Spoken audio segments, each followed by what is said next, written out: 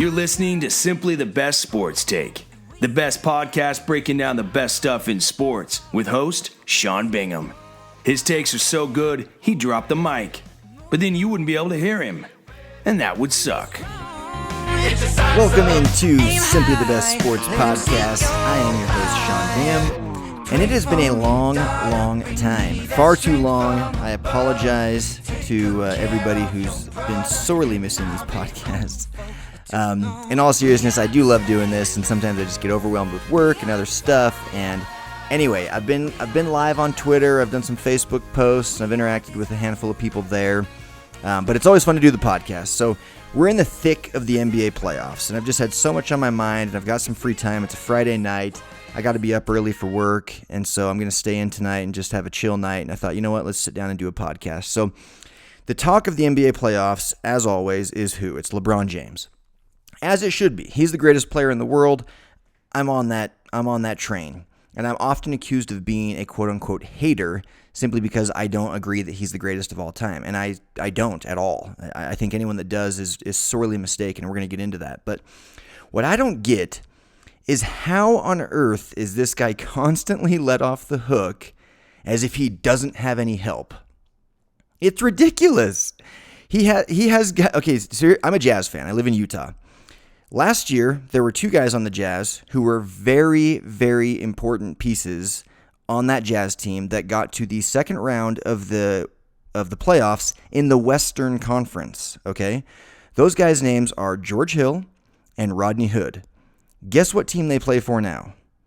The Cleveland Cavaliers. And now all of a sudden they're just garbage. Well, guess what? They were producing in Utah. They were producing big time in a much more difficult conference. Kevin Love is an all-star. Kevin Love was a superstar in Minnesota, and his game has been diminished significantly in Cleveland because he's been relegated to the three-point line. But he still puts up 20-plus. He still will get you double-digit rebounds.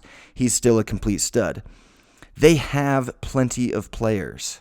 They have one of the all-time greatest three-point shooters in the history of the NBA in Kyle Korver. They have a very decent big man in Tristan Thompson. J.R. Smith is streaky, but when he's on, man, is he good.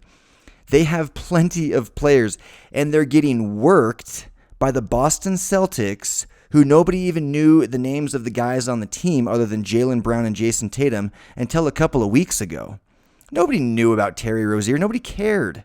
Nobody cared about Terry Rozier. They don't even have Kyrie Irving or Gordon Hayward. Their two best players, the two players that were by far the most talked about going into this season for the Boston Celtics, neither one of them is playing. So you're telling me that LeBron, as great as he is, his teammates are so bad, even though they were getting to the second round of the Western Conference playoffs without a superstar last year, they're so bad that they can't overcome a rookie in Jason Tatum, a second-year guy in Jaylen Brown, a third- or fourth-year guy in Terry Rozier, who didn't even start until Kyrie Irving got hurt. Really? These are the guys? These are the guys that are just so good. Oh, man, it's just, he has no help. You heard the same thing against Indiana in the first series when the Cavs went to 7 games. And I took to Facebook for that one. And it's like, nobody can even, NBA fans couldn't even tell you the names of players on the Indiana Pacers other than Victor Oladipo. He's not even that great. Like, he's a good player, but he's not that great. And you're telling me that LeBron doesn't have help? Are people mental? Like, I feel like I'm on crazy pills here. Like, what are people talking about? And how is he being let off the hook for losing to rookies with their two superstars injured? Like, it's mind-boggling. Kyrie Irving looks like the absolute stud of the league right now because guess what? He leaves Cleveland, and now they're on the verge of not being able to get back to the finals without him. With him, they beat the Celtics in 5. Without him, they're down 0-2. Now, I will say this. I think they're going to win tomorrow, which will probably be tonight for most of you as you listen to this. I do think the Cavs win Game 3. I think LeBron will play great. He'll get all his numbers, blah, blah, blah. But if you don't think LeBron is padding his stats and making sure that he gets his so that he will know that everybody else is going to point the finger at his teammates, he's not going to do that. He's too smart for that. He's not going to point the finger at his teammates, but he knows everybody else is going to. He knows everybody else is going to say, look, JR didn't score. Look, this guy didn't do it very good. Look, this guy had a wide open 3 and he missed it. Everyone's going to get the finger pointed at them, and LeBron's going to be off the hook. But that's not elevating others.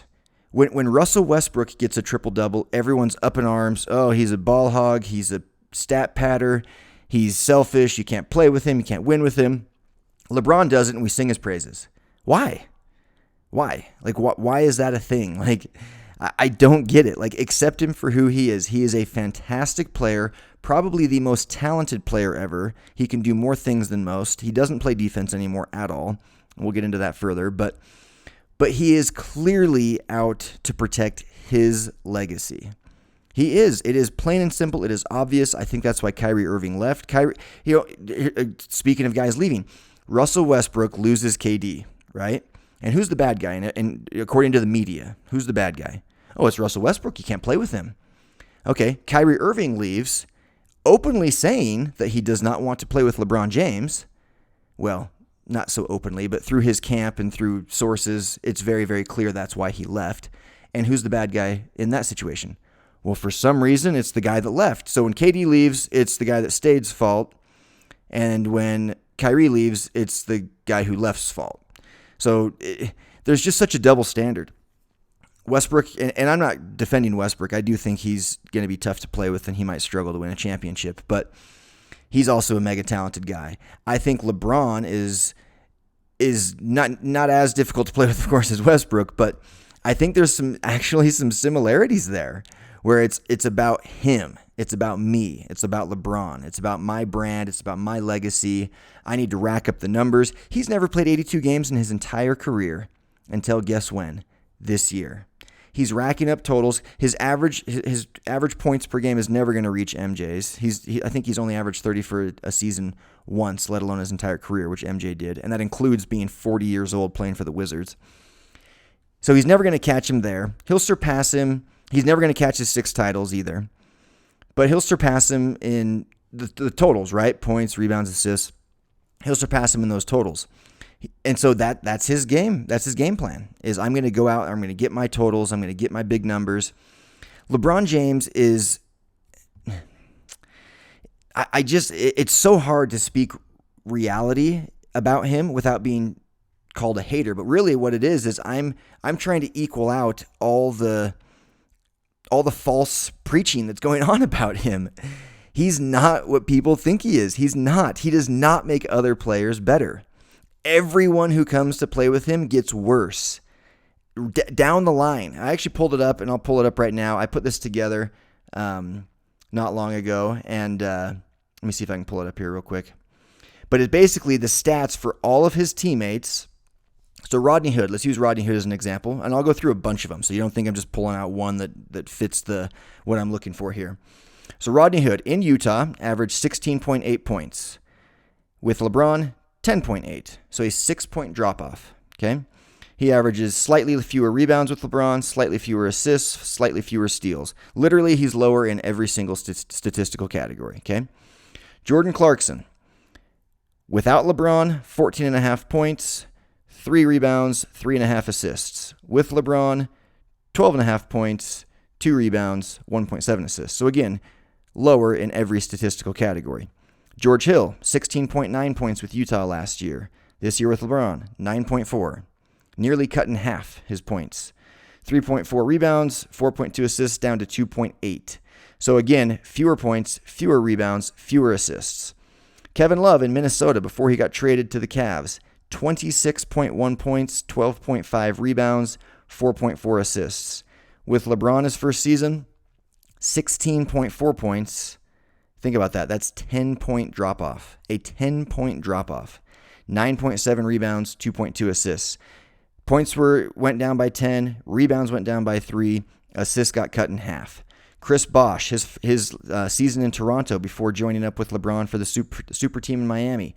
24 points a game, 10.8 rebounds, 2.4 assists. First season with LeBron, points dropped by 6 down to 18. Rebounds went down by 2.5 to 8.3. Assists went down by a little bit to 1.9. So again, lower in every single statistical category. D. Wade, the year before LeBron got there, 26.6, 6.4, 6.5. With LeBron, 22.1, 4.8, 4.6. So again, D. Wade, lower in every single statistical category.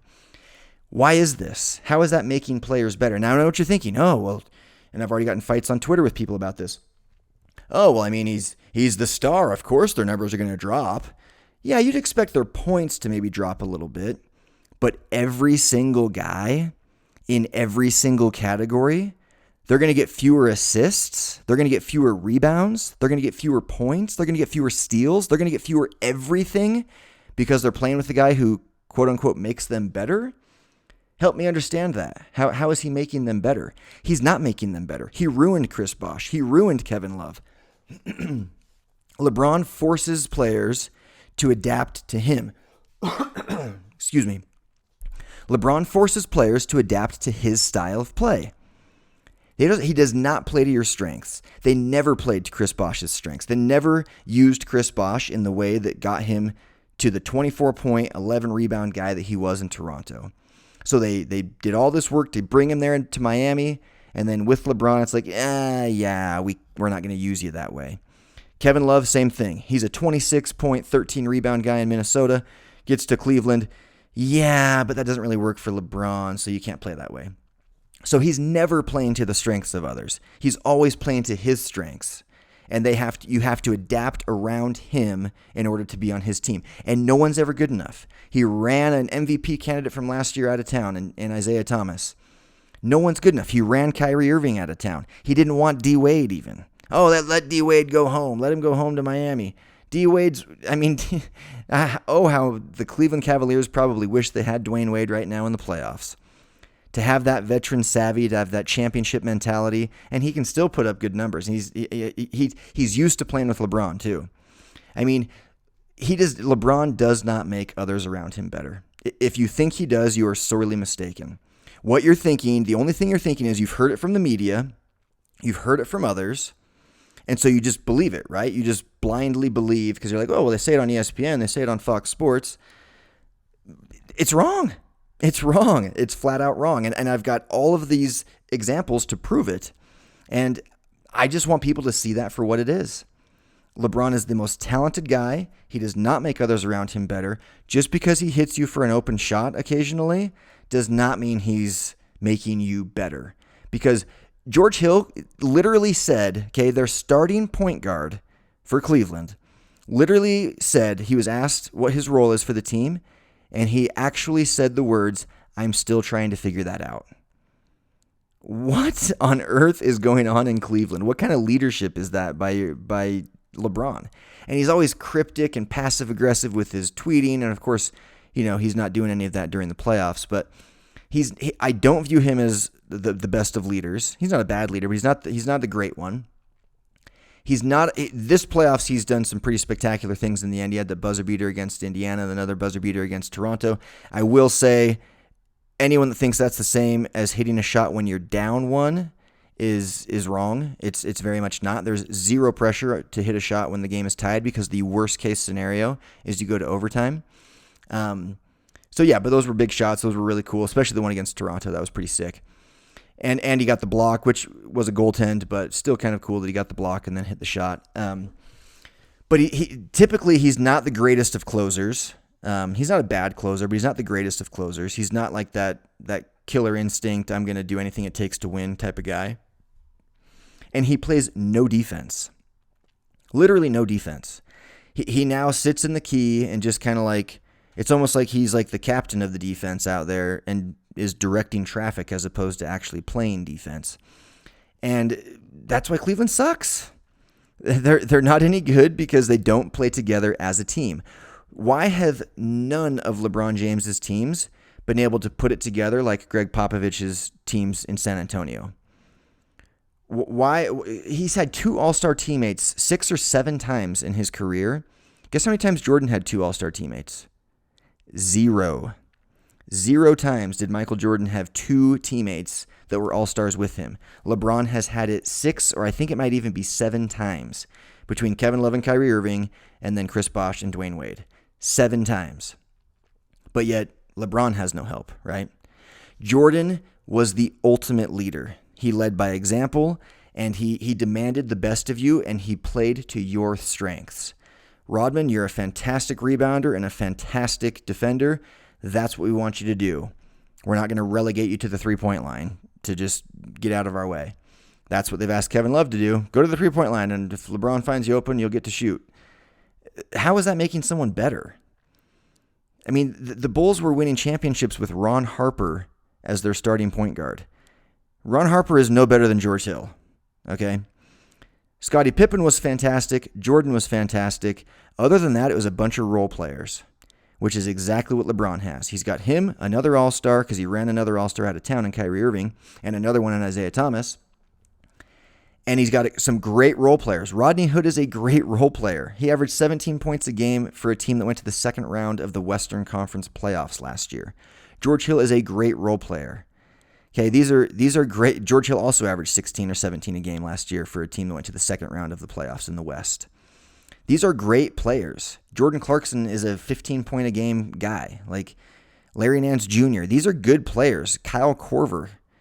I mean, these are good players, and everyone's saying LeBron has no help. It's unbelievable. And if he loses this series to Boston,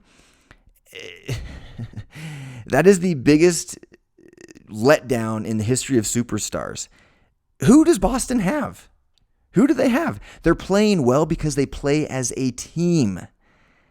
How did the Utah Jazz make it to the second round of the playoffs this year again? Because they play as a team. The strength of our team is our team. That's the Utah Jazz. LeBron has never had that. He's never had a cohesive unit playing as a team. Why? It's always somebody else's fault. It's always the coach's fault. His coach isn't good enough. His teammates aren't good enough. Nobody's ever good enough. It's like that. It's like that song on The Greatest Showman. Never enough. Never, never. It's never enough for LeBron. Okay, it's never enough. Nothing's ever enough for him. That team in Miami with Chris Bosh and Dwayne Wade, are you kidding me? That team, other than the Warriors now, that team was the most stacked team in the history of the NBA, talent-wise. To have Chris Bosh, Dwayne Wade, and LeBron James all on the same team in the peak of their primes, like the thick of their primes, entering the thick of their primes. And yeah, they went to 4 finals and won 2, and that's not bad. But that team should have won not 5, not 6, not 7. That really should have been the case in Miami. They really, truly should have won 6 or 7 championships. But they didn't. They went 2-2, and LeBron bailed for greener pastures again. And don't tell me this happened last night on Twitter. I said that.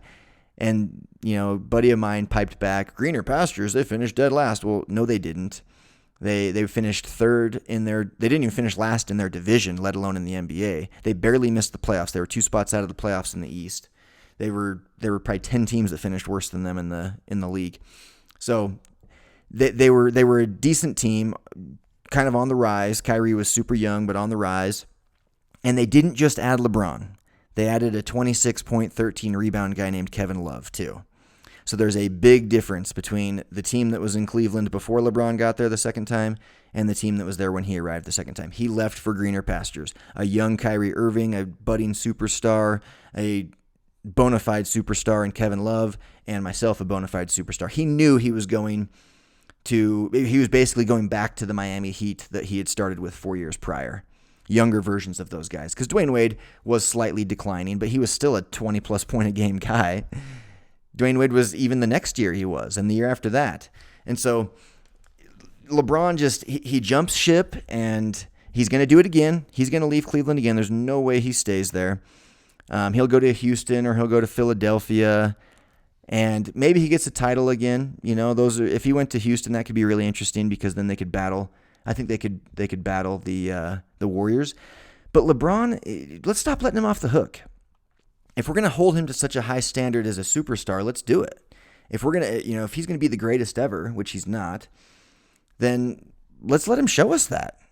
But he's not. And every time he doesn't, he's let off the hook. It's somebody else's fault. Just because you got your numbers doesn't mean that you're making others better. Because that's not the case for Russell Westbrook. Every time Russell Westbrook gets a triple double, I'm told that he's selfish and that you can't play with him and that you can't win with him and that he's not making others better. Well, why not? He got 12 assists. He got 14 assists. How is that not making others better? Well, we know how it's not making others better. He is kind of looking out for himself. And LeBron's doing the same thing. But people give him a pass. I don't get it. Okay, so that's my rant on LeBron. If you think he makes others better, you're wrong. Jay Crowder got immediately better in Utah when he left. Dwayne Wade got way better when he went to Miami this year after leaving Cleveland. Nobody's getting better playing with LeBron. Everyone's getting worse when they go play with him. The team's fighting and like rolling their eyes at each other during games. There's all sorts of reports coming out about how there's just so much tension. That's not championship basketball. That's not greatest player in the world, great leader basketball. It's not. It's absolutely not. So LeBron's going to leave, and it'll be interesting to see where he goes. That's my rant there. Now, as far as predictions for the playoffs, I do think Cleveland is still in this series because I do think LeBron is that talented that he could potentially overcome this and all the dysfunction. And if he gets guys like Kyle Korver and J.R. Smith to hit some threes, it changes things entirely. So we'll see how they do at home. I think they absolutely win Game 3. I for sure thought they were going to win this series in 6, and I don't really think that now, of course, because they'd have to win 4 straight. But they could do that. But we'll see. I'm gonna save predictions for. I'm just gonna say they're for sure gonna win Game 3, and I don't really know beyond that because they've surprised me so far. I thought they would have at least won 1 in Boston because Boston has nobody. But apparently, like it's too much for LeBron to overcome with his team, which is hilarious to me. Anyway, and then in the Western Conference, I think the Warriors for sure win that series, and I think it goes 6 games. That's what I predicted on Twitter originally, and I'll stick with it only because the Rockets have home court. So I think that the Warriors probably win the next 2, and then I think maybe Rockets defend home court one more time in Game 5, and then Warriors close it out in Game 6 back in Oracle. So those are my predictions there. I'm going to end it with that. I'm not a hater. I love LeBron. I'm actually rooting for him tomorrow. The league's more fun when he's playing at a high level. I just want people to be realistic about who he is and what he is. He's the most talented, but that doesn't make you the greatest. It just doesn't. And if you think he's making others around him better, maybe you should ask Kyrie Irving. Maybe you should ask Isaiah Thomas. Maybe you should ask Chris Bosh and Kevin Love, whose numbers all significantly decreased when they played with him. And he didn't get them a championship any more than he got them a championship. So it's a mutual thing. So don't say Dwayne Wade didn't get any titles until LeBron got there. Well, first of all, he did. He got one, and he was Finals MVP before LeBron got one. I would argue that Dwayne Wade got LeBron his first title because he had been there, done that. And then Chris Bosh and LeBron got theirs together. And LeBron was absolutely not getting those championships without those guys, and he was absolutely not getting that championship in Cleveland without Kyrie and Kevin Love, especially Kyrie, who he ran out of town. So anyway, I could go on and on about this because it just irks me so much because it just feels like he's somehow got everybody brainwashed into thinking he can do no wrong. When it's like, at what point do we just say, like, does he win? Because winning's kind of like the goal. So did he win or did he lose? Okay, he's losing record in the finals, likely going to lose a series to a team that nobody thought had even a slight chance to get past the second round this year because their 2 stars were out, and that's in the Eastern Conference. Come on. Let's stop giving him a pass. All right, that's all I got for today. I am out. Peace. Thanks for hanging with Simply the Best Sports Take. Don't forget to subscribe to this podcast and check out stbsportstake.com. Simply the best in sports.